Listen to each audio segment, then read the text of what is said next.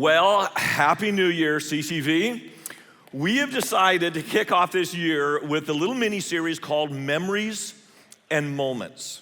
Memories allow you to look back, moments allow you to live in them or even look forward to them. And to be honest, I've been looking forward to this moment for 9 months. I read a book last summer called The Power of Moments, and I thought that would be a perfect message for the first of the year. Because normally I do like New Year's resolutions that are mostly about me. And that's okay, I mean, you wanna get better, right? But memories are about other people. Now you tell me, which is gonna make for a better 2020, when it's about you or when it's about others? So we thought we'd do a little life coaching today of how to, and here's the question of the day. This is what the book answers. What turns moments into memories? And we actually know how to do that. Everybody has the same number of moments, but not everybody has the same number or quality of memories. And here's how it works. Let's say that an immigrant moved to Phoenix and you met them maybe downtown or on the job, and they ask you, I've heard of this place called Disneyland. What is that? Well, that's the happiest place on earth. Well, how do I get there? What do I do? Well, you get on the I-10 and you drive for 5 hours west. Now, about 3 hours in, you're gonna hit some nasty traffic. Just be prepared for it. And then at the end of the traffic, you're gonna be in a parking lot with, a lot of people, and they're gonna herd you like cattle on a car going to the slaughter, because you are. And then you get up to the front gate, and there'll be a long line at the front gate. Just be patient, you'll have to wait through it. And at the gate, they're gonna charge you to get into the park more money than you ever imagined. And they say that once you get in, everything is free. Do not fall for that deception. You will need more money inside the park than it took to get into the park. Well, what do I do in the park? Well, you wait in line. For what? Everything. Food, bathrooms, rides, characters. Okay, but how long are the lines? Well, Space Mountain can be like an hour. Well, how long's the ride? 3 minutes. And after the ride, your kids are gonna be hungry, so you gotta go buy them something to eat. Be prepared, you may need a second mortgage. True story. I took my kids when they were little to Disneyland, and my daughter wanted to get a hot dog. So I bought her a hot dog. I think it was like $87.30, something like that. Now, granted, it was half as tall as she was, so here this little girl is trying to eat this hot dog, and I'm not making this up, she's got it just for the first bite, a seagull snatches the dog right out of the bun and flies away. She started to cry, so I bought her another hot dog, and then I started to cry. My son just wanted to ride the ride, so we did like 3 roller coasters in a row, and then he went and threw up. Happiest place on earth, apparently. On your way out the door, you go through a gift shop that's roughly the distance of a half marathon, and they wanna charge you like $100 for a plastic hat and little ears on it. And the kids get home and they go, that was the best day ever. No, it wasn't. It had the best moments ever. And what your kids remember about Disneyland are not the lines, not the cost, nor do you. What you remember is about 3 minutes. 2 minutes are on Space Mountain. 30 seconds are meeting Cinderella. And 30 seconds is how long the ears last before they're broken in the car. Turning moments into memories. That's what life is really all about. And this book has helped us to identify, really scientifically, the 4 tools that all of us have to architect moments. Let me say that again. You can architect, purposely create a moment that will become a memory. Let me coach you up a little bit in this. The first tool you have is elevation. Elevated moments are those when you are fully alive. They are rare.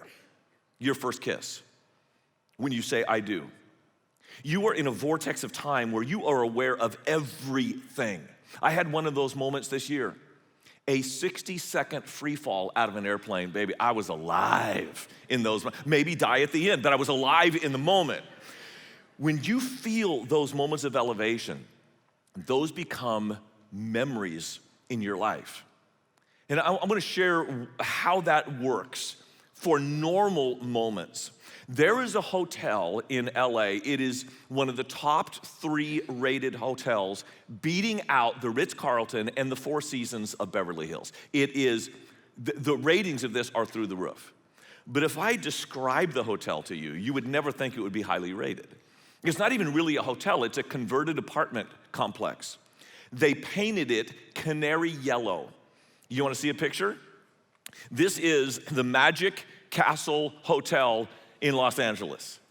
Would you pay premium prices for this? Because that's what they charge. The rooms are rather average. The furnishings are really subpar. The decor, well, you see it, it's canary yellow. But the reason they charge exorbitant prices and people pay and rate them well is because of their unparalleled service. For example, you can get your laundry done for free. And when they bring it back to you, it's wrapped in a brown paper with twine and a sprig of lavender. That's extra mile. Not extra cost, extra mile. And for the kids, here's the real magic of the Magic Castle Hotel. There is a cherry red telephone by the pool. It's one of those old-fashioned ones, still has the cord on it. You pick it up, and someone on the other end of the line says, "Emergency popsicle hotline, what flavor would you like?" And within minutes, a server with white gloves and a silver tray will deliver your popsicle poolside for free. That's how to turn a moment into a memory. Jesus was actually, and this is not surprising, he was a master of moments. And he had an elevated moment that was literally elevated. About 8 days after Jesus said this, he took Peter, John, and James with him and went up onto a mountain to pray. So they're actually elevated on the mountain. But he also elevated the moment by singling out Peter, James, and John. They got to be with Jesus and experience something that none of the other apostles did. And you know what they did in the moment? They fell asleep. Like they're on the mountain with Jesus alone and they fall asleep. Oh, they'll be awake. Next verse. As he was praying, the appearance of his face changed and his clothes became as bright as a flash of lightning. And the lightning of his face woke up these 3 men. And Peter is like, this is amazing. There's 2 other guys Jesus is talking with. 2 men, Moses and Elijah, appeared in glorious splendor talking with Jesus. And Peter's going, guys, we have got to extend this moment. So let's build 3 lean-tos, tabernacles, one for Jesus, one for Moses, one for Elijah. Terrible idea. And God said so. God himself elevated this moment by speaking. It was only one of 3 times that God spoke during Jesus' entire ministry. And what God said was, this is my son. Listen to him. You don't put Jesus on par with Moses and Elijah. He is the Son of God. Peter just done got spanked by Yahweh. At the end of the story is kind of surprising, but if you think of it, it makes sense. When the voice had spoken, they found that Jesus was alone. The disciples kept this to themselves and did not tell anyone. Does that make sense? They didn't tell anyone at that time what they had seen. Now, I know why Peter isn't talking about it, because he got whooped by God. You don't brag about that. James and John, they didn't talk about it because who's going to believe them? And John, even when he wrote his gospel, he didn't include this story. Matthew did. Yeah, he wasn't there. Mark did. He wasn't there. Luke did. He wasn't there. Why do these men who weren't there tell the story? Because the moment became a memory shared in the community. And you can do the same thing in your community. Oh, and not be transfigured, but you can elevate moments to make memories. Let me just give you one simple suggestion. Any moment can be elevated if you flip the script. You do something kind of like different and unexpected. My daughter always woke up, she had difficulty waking up. So when I would come in from a trip out of town, if I got in like 11:30, 12, I would go wake her up just to watch her try to wake up. But the way I woke her up was to whisper in her ear, Megan, do you want to have some ice cream? And she would pop up in bed, yes. So we would have a dad-daughter time in the middle of the night. That is flipping the script, changing the moment. But there's also moments that are pregnant with possibilities. These are marker moments like birthdays, anniversaries, graduations, celebrations are pregnant with possibilities. So let me just give you one idea. Let's say in your home, you have a kid that's turning 13 this year. That's a big deal. What if, rather than just throwing a party at age 13, you prepared for a party by asking 5 adults important to your son or daughter to spend an afternoon with her separately? And then at the party, whatever other friends that he or she invites, these 5 adults are there.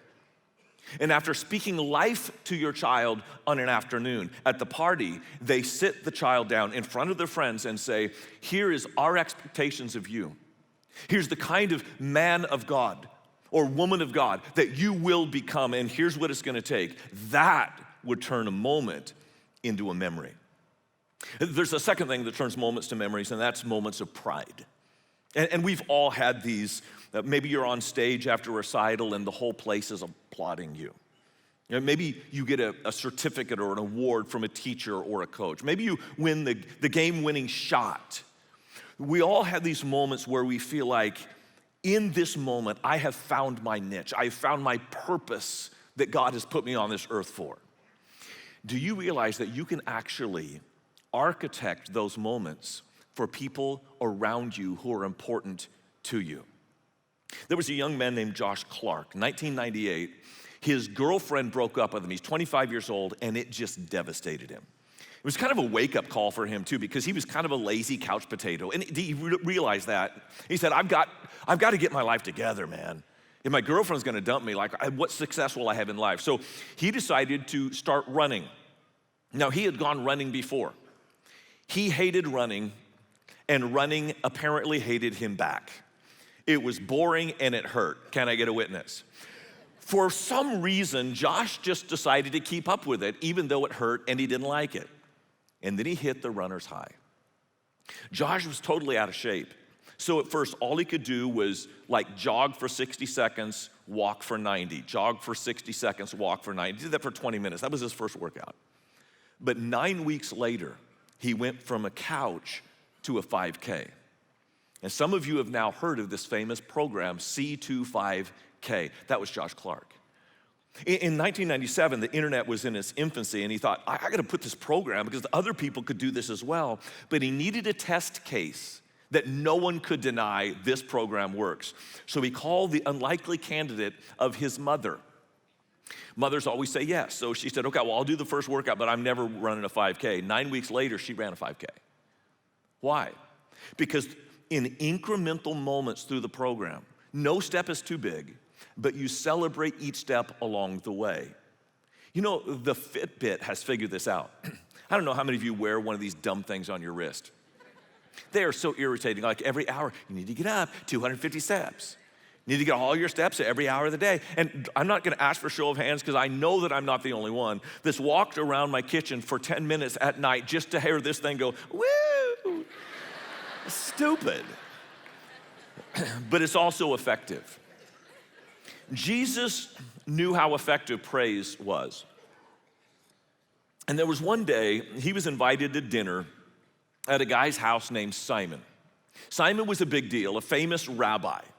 And he put Jesus right next to him on the cushions. That's how they celebrated banquets. They would lay down on the ground, and the host was there, and the prize guest was right next to him. Now listen, Simon didn't like Jesus. Simon liked himself.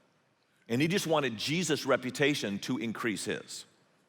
And in those days, rich people would have a banquet hall in their home, but all of the rooms were around a central courtyard, and the public was free to come in the courtyard and gawk at what was going on in the rich person's house. You know, rich people like to be watched, and so they would let him like peek through the windows and go, ooh, he's famous.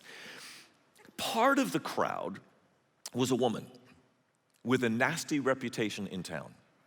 The Bible doesn't say she was a prostitute, but my guess is that's exactly how she got her reputation. She broke protocol by crossing the threshold and came and fell in a lump at Jesus' feet and just started to weep, tears streaming down her face. Now, Simon had not given Jesus the common courtesy of washing his feet, so his feet now have mud all over them, and the woman wiped Jesus' feet with her hair.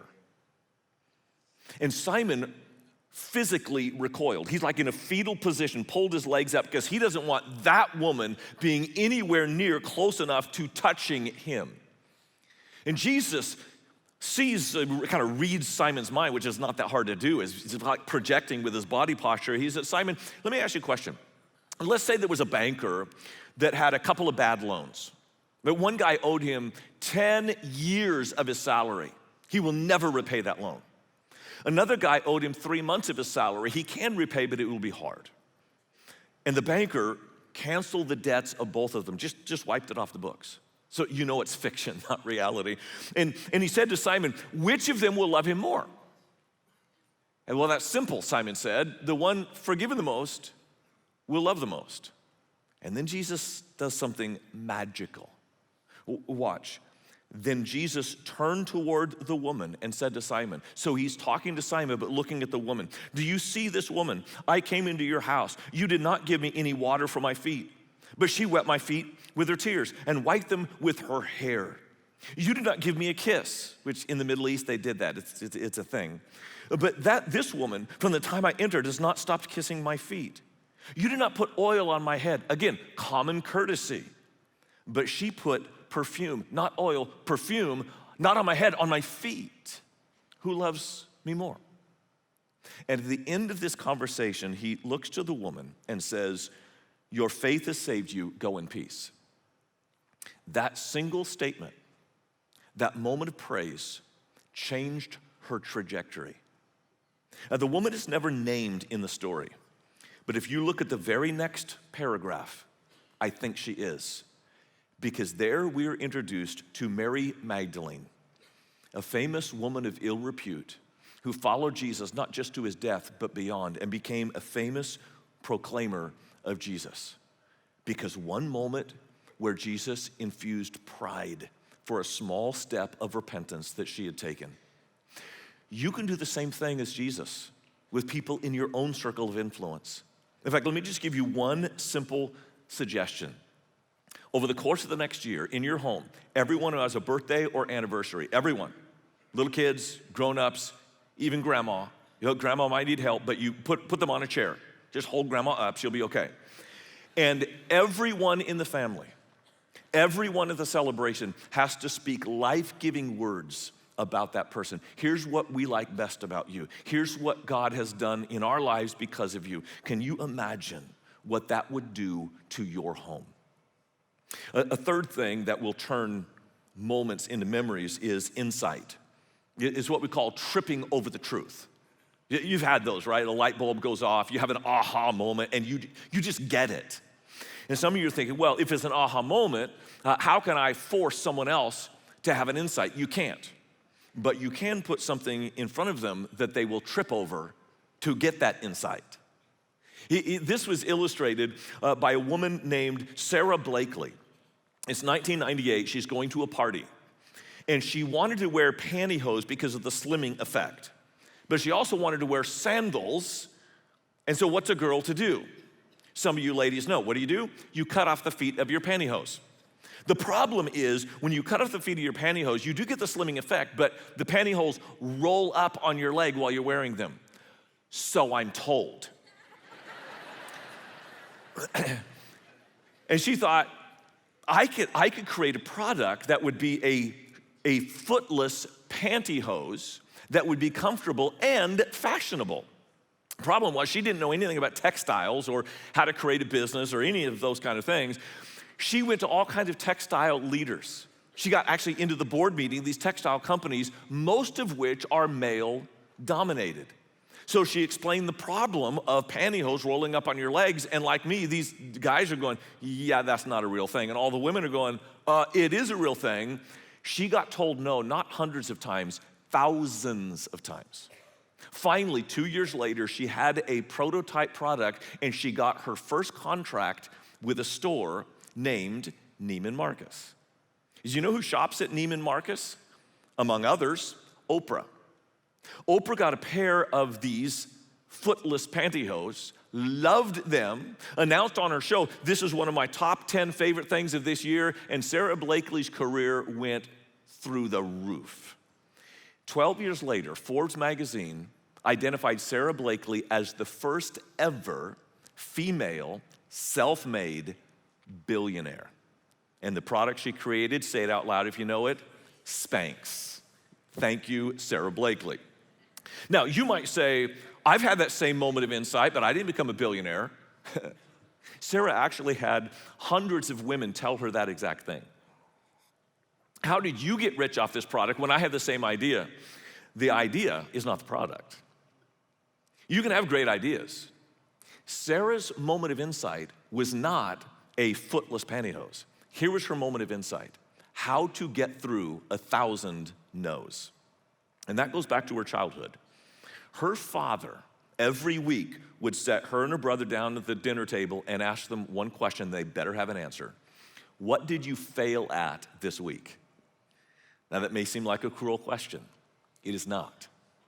What Sara learned in her own aha moment was failure is the prerequisite to success. So all the no's she got did not dissuade her one bit. Jesus also understood the power of creating a moment, architecting someone tripping over the truth. In Matthew chapter 16, there is this story where Jesus took his disciples farther away from their home base than they'd ever been, Caesarea Philippi. It's actually just outside the borders of Israel, and it's in pagan territory. And these boys were very uncomfortable with that. And he asked them this question: who do people say that I am? Well, gossip is easy to identify. Some people say you're Elijah, some Jeremiah, some even say you're John the Baptist come back from the dead. And then Jesus turned square towards them and he shoved this question in their sternum. But what about you? He asked, who do you say that I am? And Peter, who's not particularly known for his brilliant repartee, said, you are the Messiah, the Son of the living God. It was brilliant. In fact, too brilliant for him. Jesus replied, blessed are you, Simon, son of Jonah, for this was not revealed to you by flesh and blood, but by my Father in heaven.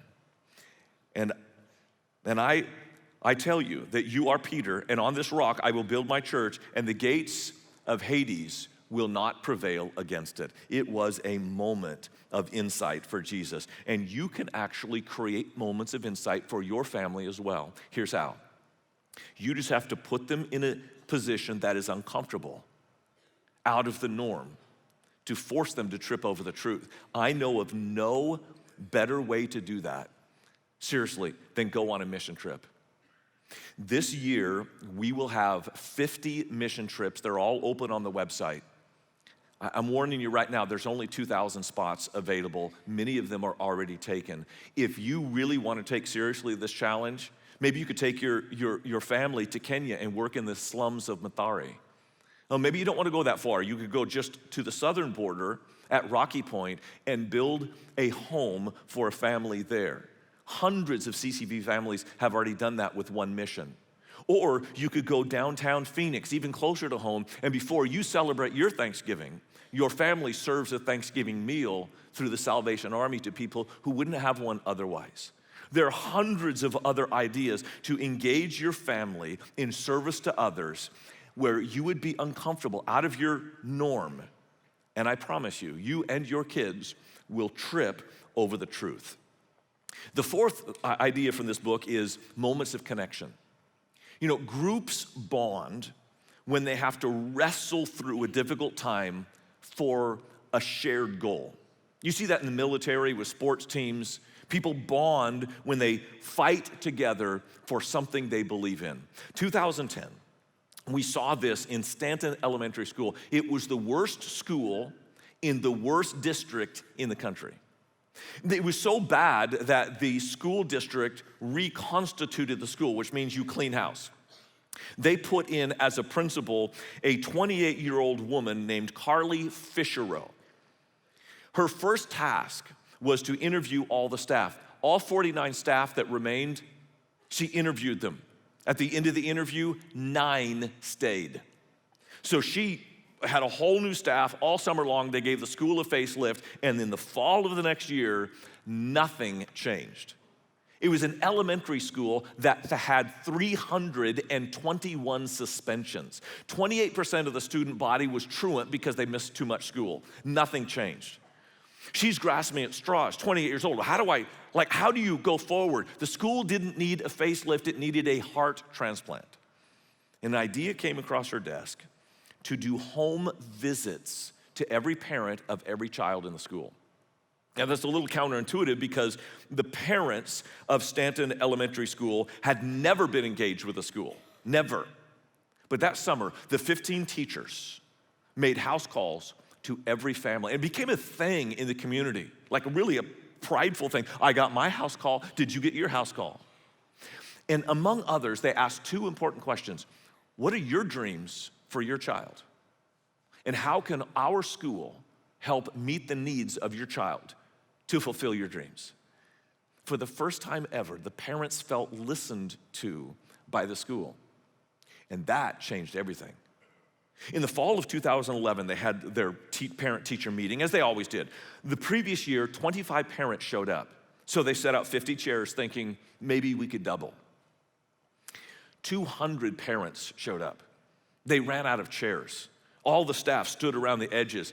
The parents were completely engaged, and that is what changed Stanton Elementary School. Math scores went from the 9th percentile to the 28th percentile.